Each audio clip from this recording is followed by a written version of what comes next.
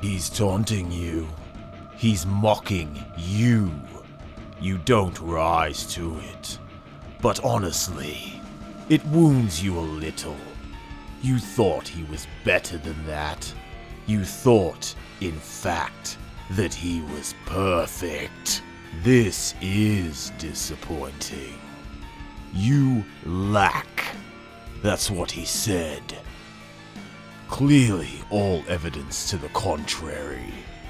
His defiance, you can understand. Sanguinius still thinks he's fighting the good fight on the right side of history. He hasn't fully grasped the nature of this situation. But the taunting, that's beneath him. It's base impudence, and it does not become him. Of course, he's only doing it because he's scared. You can't blame him for that. If your positions were reversed, you'd be scared too. What use is his bravado? He can't provoke you. He can't goad you into becoming anything that you are not already. You lack nothing. The taunting just makes him seem juvenile, and you don't want to think of him that way. He's Sanguinius. You've always loved him. You want to remember him as a paragon of virtue, not as some, except the bravado's not for you at all, is it? It's for him. You see it now. He's never had to act brave in his life. You've always thought of him as naturally brave. The bravest soul you've ever known. But it's not the case. When you're as powerful as Sanguinius, you are afraid of nothing. And bravery is easy. Everything else he's ever faced, he's faced without fear. But he's having to act now, and he's not very good at it. He's never had to pretend his courage before. Don't! You say very gently. You don't want to see a life as glorious as his end in humiliation. But he mistakes your remark. He thinks he's getting to you. He comes at you again, eyes bright, sword brighter. You sidestep. His blade scrapes your ribs, and he arcs up and away. It's instructive, actually. For him to behave this way tells you a great deal about what you have become. For the peerless Sanguinius to show fear, well, that says a lot. Will the others be the same? You wonder, when their turns come, will your father's mask fall too? Sparks dance. He is past you on the left side, raking with his sword. He comes within an inch of your grasp. These are huge risks he's taking. He really is tremendously courageous, even if it is an act. In fact, what is courage except an act? Courage isn't a passive quality, whether instinctive or forced. It's the condition of acting in the face of danger. Well, there is danger here. So it doesn't matter if his courage is genuine or imitation. He is resolved to make a fight of it. He is determined to show no fear or back down in the face of insuperable odds. Back in the day, you adored him because you thought him fearlessly brave. But it was effortless back then. To see him now, fighting on, despite his mortal dread of you, You understand? He has become fearfully brave. That is impressive. Makes you love him a little more. He flies at you again, a flash of gold in the gloom of your court. You spin Worldbreaker, light as a twig to block him. He evades you once more. Barely. His blade hacks splinters of your shoulder plate as he streaks past. You turn and watch him as he banks overhead. A gleaming eagle, whirring through the shafts of light in the clear story high above. Those wings, that soaring grace. He loops down behind you, a rush of air, the sting of his blade. You swing the talon and miss. Even injured, he is still so fast. But injured and pushing himself so hard, he'll tire himself out. He'll ebb, he'll grow slower. Fear and effort will eat up all that courage and speed. Then it will all be over. Or perhaps before that moment comes, futility will overwhelm him. You can sense it seeding in him, sapping his vigor. At what point will he realize that everything he is doing is utterly pointless? How beautiful will that moment of recognition be? You want to see that futility dawning in his eyes. Close up, face to face. You want to smell it on his breath. He hits you again. He soars clear, hooking a long, wide curve around the end columns. As he comes out of his turn, his wings begin to beat more furiously as he accelerates into the next run. You try to block him. Another strike. A good one. That would have disemboweled Angron. That would have sheared the Pale King's heart in two. That would have taken Ferris's head from his shoulders. You're still holding back a little. He doesn't have to die. When that instant of recognition finally hits him, you will give him one last chance to reconsider his position. So let him wear himself out. Let him take out his anger on you. He needs it. He needs to feel as if he's tried. It's pride, of course. He is his father's favorite son. The brightest one, beloved by all. He has always been the exemplar of unflinching loyalty. He has always won. He was never going to go down without a fight. Once futility has broken him, you will lift him up again. You will carry him to the throne you have prepared for him, and invite him to sit there and rest. He will have played his part, and done all he could. There will be no shame in saying yes to you then. He is your favorite, always has been. You want him with you, because that will mean something. If this defiance had come from Rogel or Constantine, you would have destroyed them quickly. Their value, and they are both great warriors, is as trophies, as heads for your wall, proof of your prowess. Look upon my kills, father, and despair. But with Sanguinius, though he is the mightiest of all, it's not about victory in arms. It's about victory in spirit.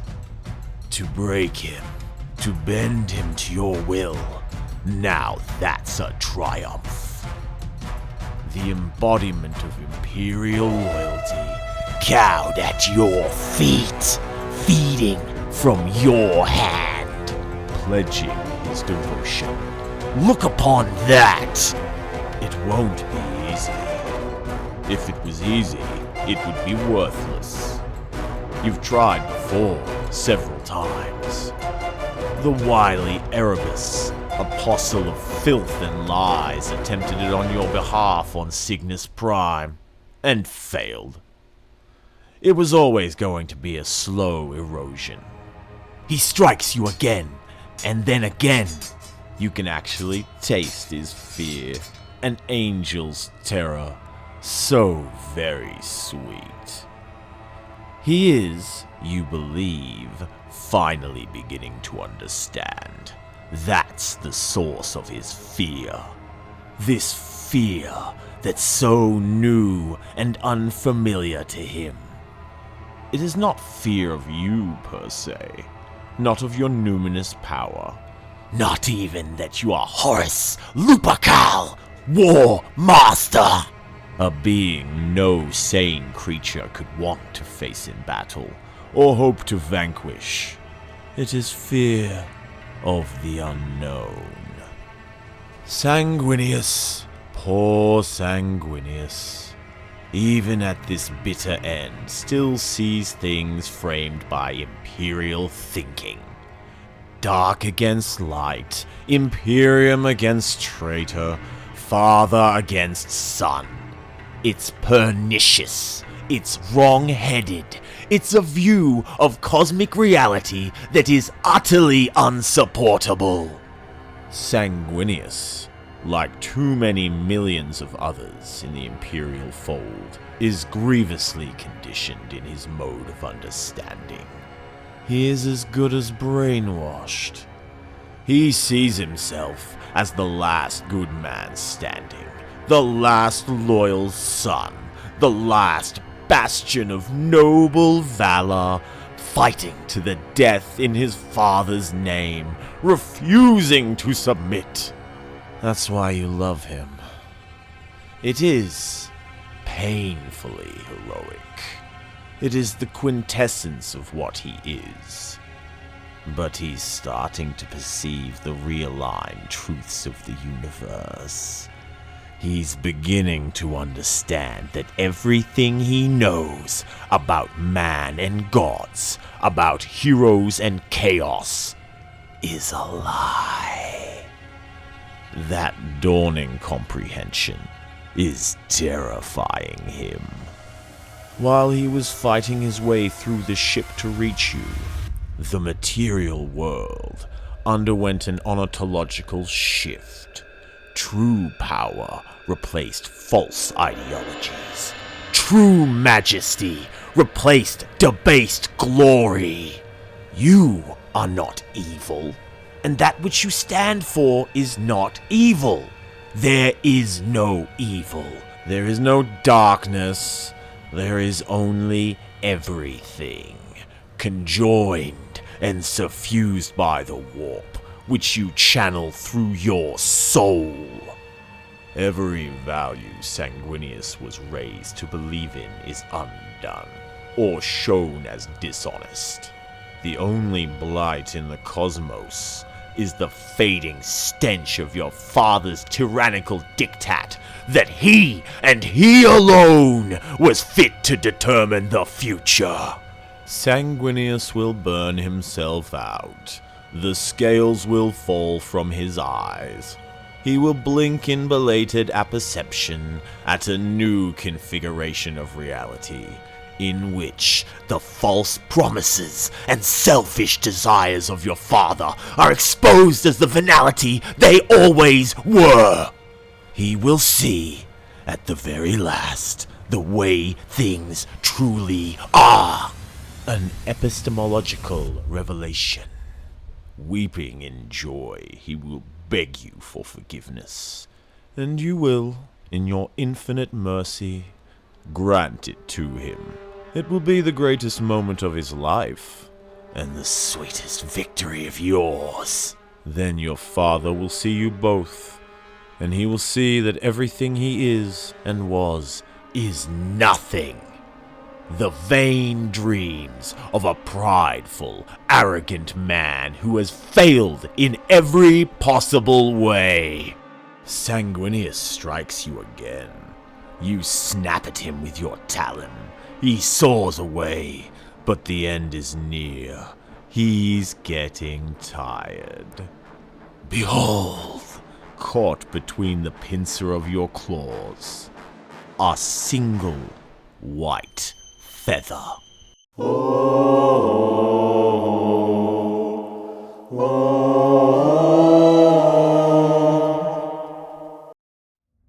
He is coming. You could not mistake that voice, or its intent. Let him.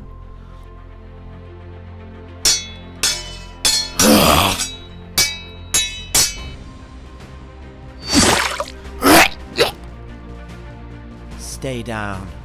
Do you want to be alive to greet him, or would you rather be spared that shame?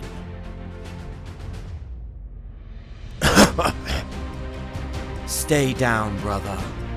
Out of my love for you, I will grant you a measure of mercy. Please, I can make it quick and painless. There is no mercy here.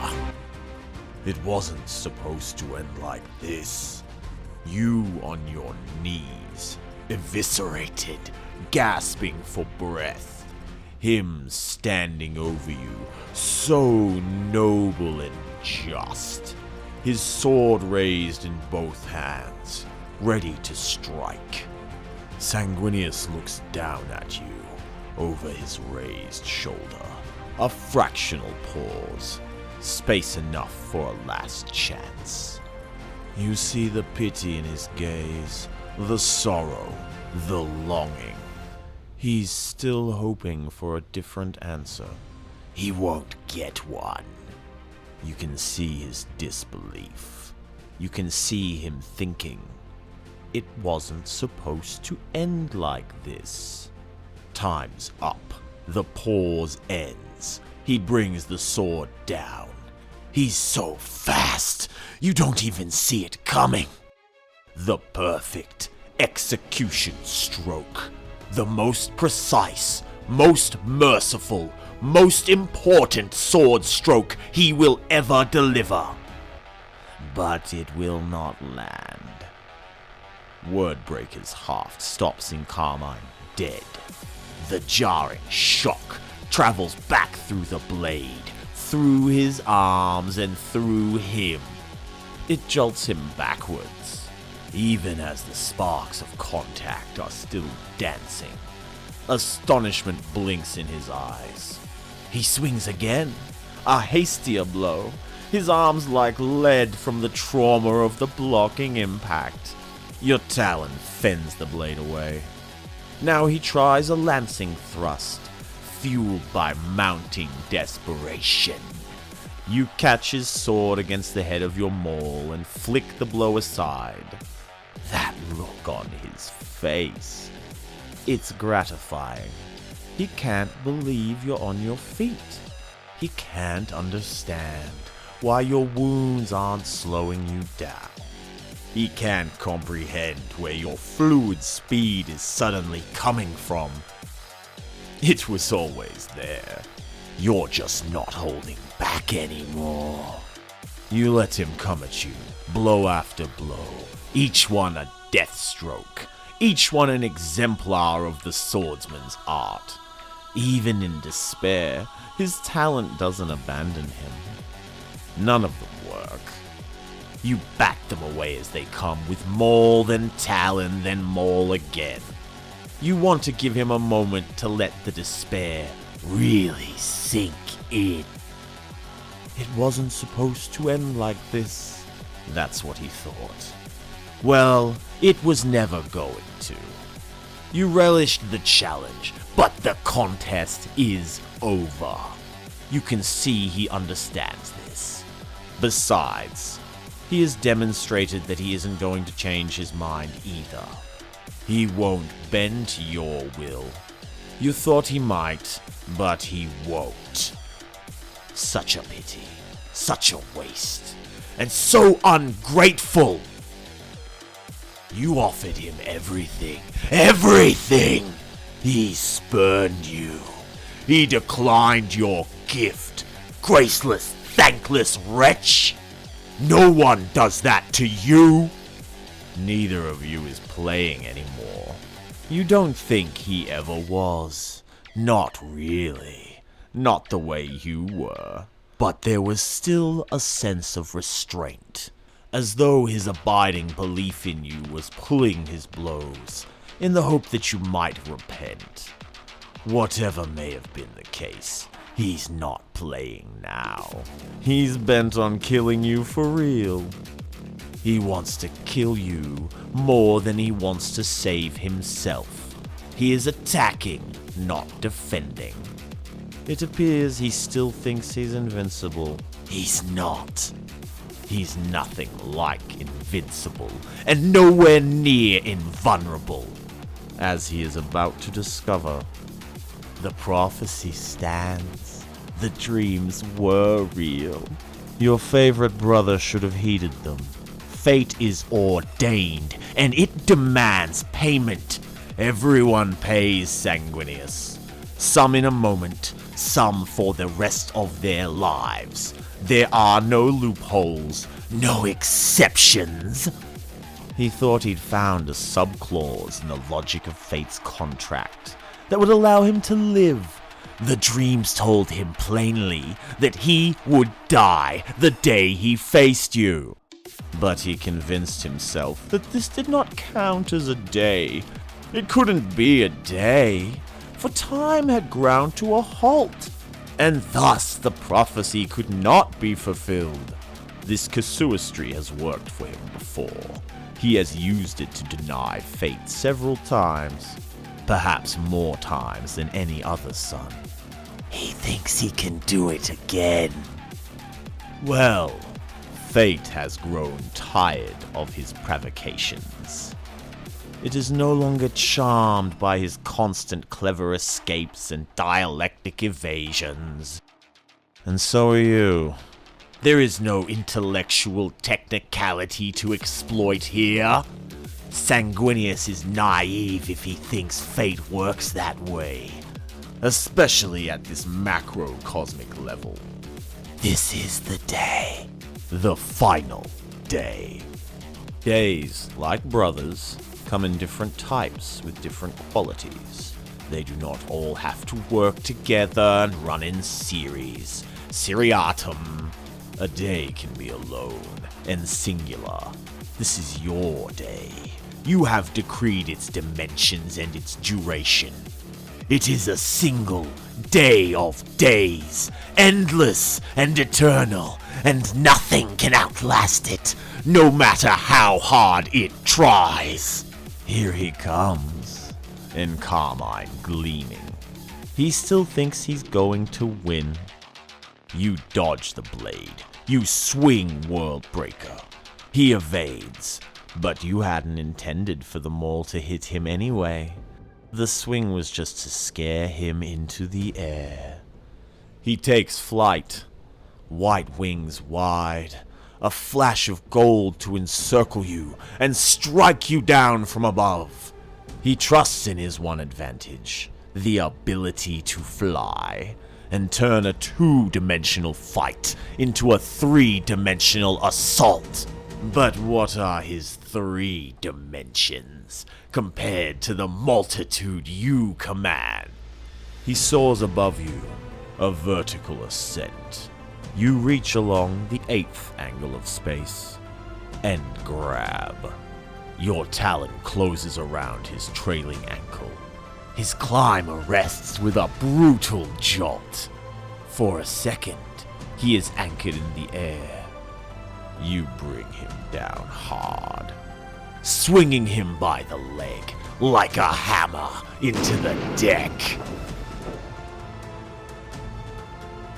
You let time slow so you can relish every detail of this moment.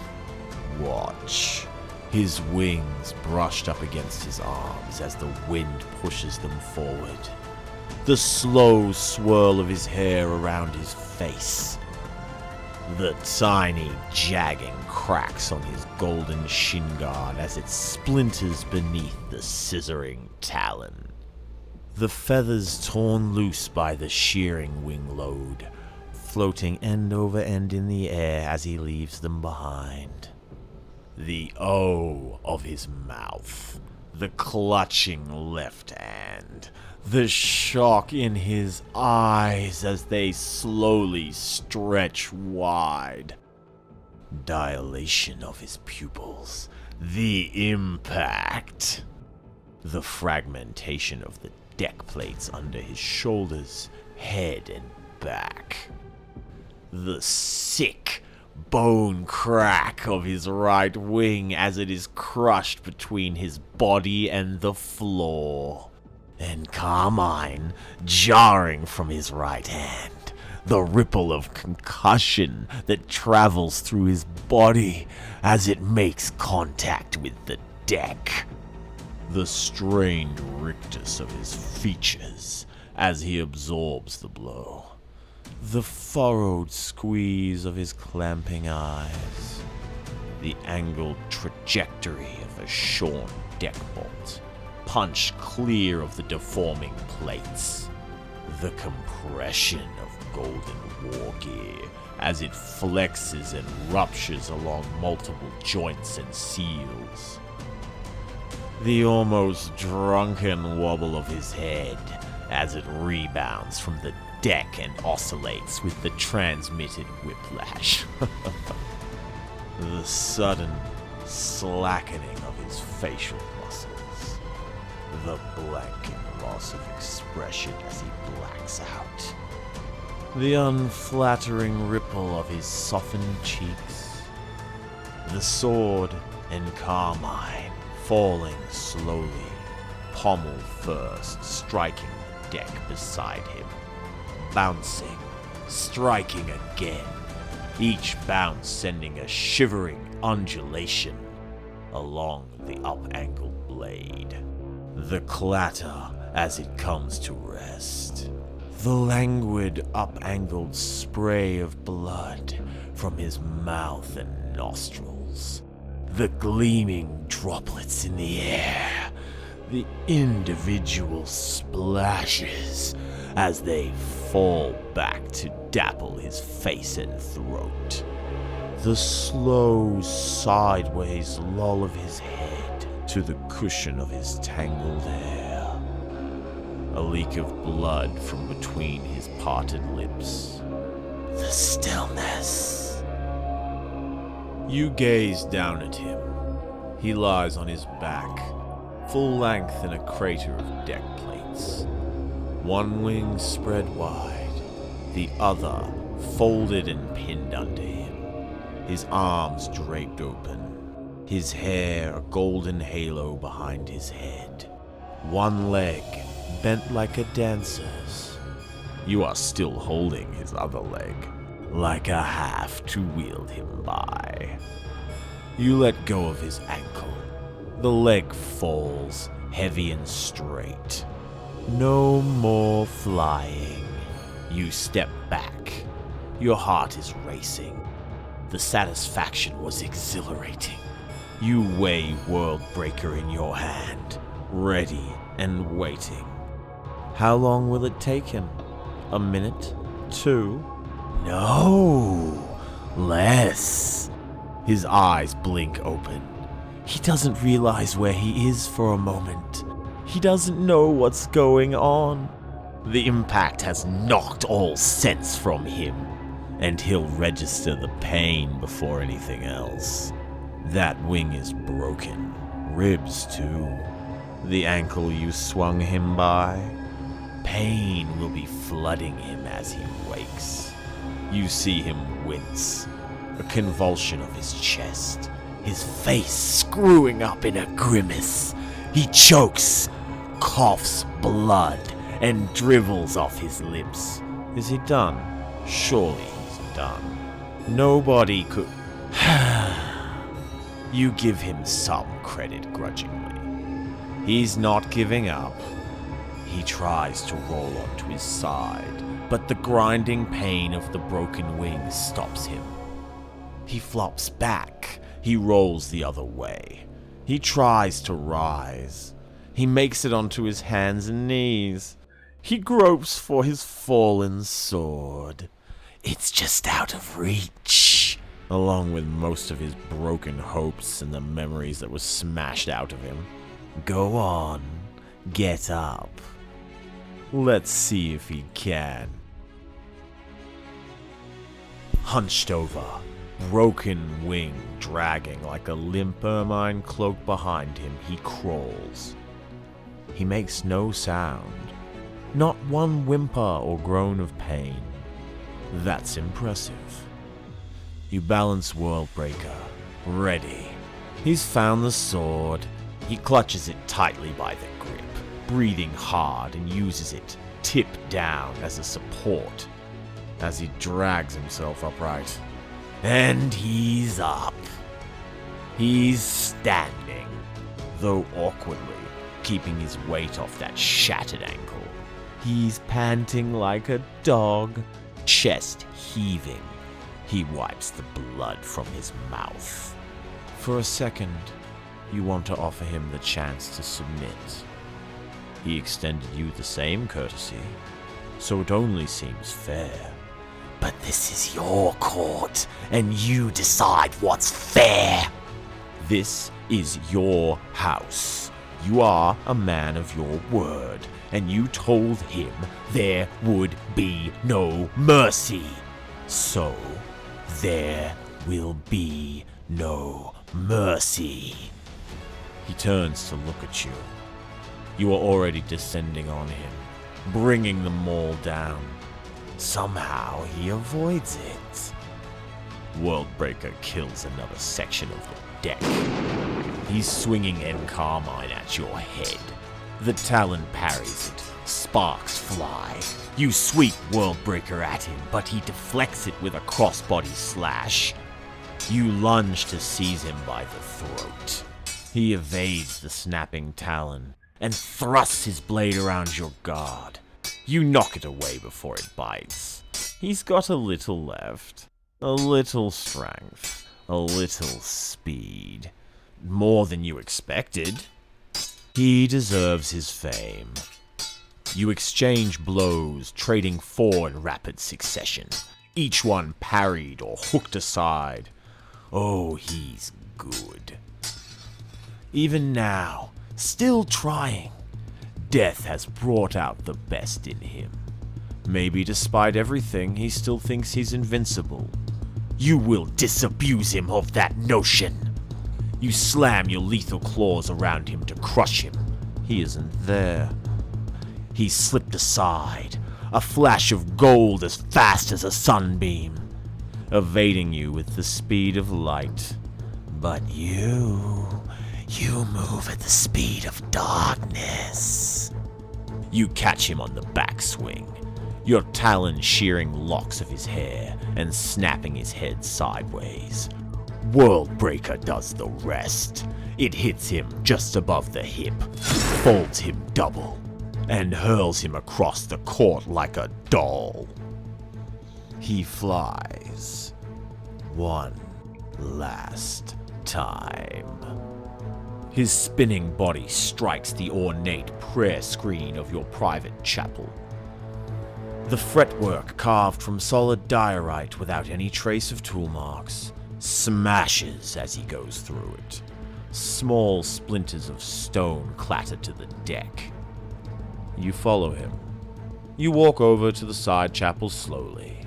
There's no reason to hurry. The bladed head of your maul is matted with blood and golden hair. You walk past the shattered screen to the entrance and look in. He has landed face down on the cool stones of the floor, his feet towards you, his head towards your altar. There are pieces of broken fretwork all over the floor around him, and his body has knocked over 3 metal stands of votive candles. Smoke trickles up from the fallen candles that have gone out. There are 100,000 other candles in here, on other stands, on the floor, in niches, and on ledges. Their flames gutter and flicker as you enter the shrine, your mass stirring the air. You see him move. The injury you have done him is catastrophic, and it has also torn open the old wound, the one Angron inflicted. Blood is pooling under the angel in a wide scarlet mirror. You see him shudder as he tries to lift his head, and his arms spasm as he tries to raise his shoulders and chest. He won't be getting up this time. When he raises his head, shaking and weak, the altar is the first thing he sees, right in front of him. You see him recoil at the sight of it. He can't help but stare, his chest lifted on bent arms, his body trailing flat like a supplicant prostrate. The altar is wrought of pre-dynastic dacite and Sithonic hemoquartz. You had it intricately inscribed with syncretic sigils, entwined figures of Concordia and Discordia, of Kronos and Kairos, the form of the Ouroboros, and the abstract convolutions of the eternal labyrinth, which has no way in and no way out. You have also had it etched with certain phrases and texts the whispers of the court have told you are sacred. It has 8 wide steps, like a ziggurat with a pyramidion of alchemically tempered azoth at the apex. You have placed many candles and tapers on the shelves of the steps, crowded around the relics you display there. There are skulls, each one ritually arranged face out, so that their empty orbs stare at anyone who enters the chapel. There are thousands of them. Some old, some fresh, some brown with time, some white as snow. Most of them are human. One is set centrally, pride of place. It is the one Sanguinius sees first when he lifts his head. Its gaping sockets gaze back at him. The yellow bone of its brow is carved with the numeral X. This is where it will end. This cross here. You hear the angel murmur a single wretched gasp. Madness! It's the only sound he's uttered since you began to kill him. You stand behind him. You give him a moment to appreciate the reunion and to realize what it signifies. Until we meet again. That's long enough. Who lacks now, brother? You ask. He tries to turn over and face you. You grasp him by that broken ankle and drag him out behind you. He slides backwards on his belly, hands raking and pouring at the bloody flagstones to resist. But there's nothing to grip. He leaves a long smear of blood on the floor behind him. It wasn't supposed to end like this. Nevertheless, it does.